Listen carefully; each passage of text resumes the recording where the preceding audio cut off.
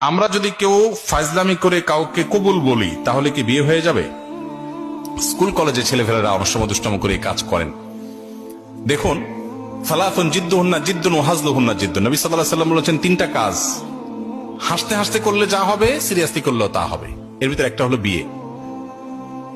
যদি দুইজন সাক্ষীর উপস্থিতিতে, অ্যাডাল্ট দুজন সাক্ষীর উপস্থিতিতে এই কাম করে থাকেন, উভয়ে হাসাহাসি করেছেন, আর নিজেরা শিশু না হন, আপনারাও অ্যাডাল্ট হন, তাহলে হানাফি মাযহাবের মাসআলা অনুযায়ী বিয়ে হয়ে যাবে।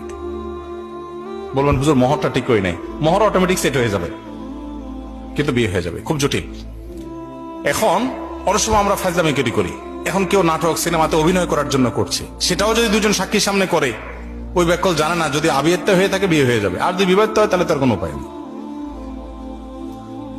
তো শরীয়তের এই মাসালাগুলো নিয়ে তামাশা করা যাবে না, এগুলো সিরিয়াস ইস্যু।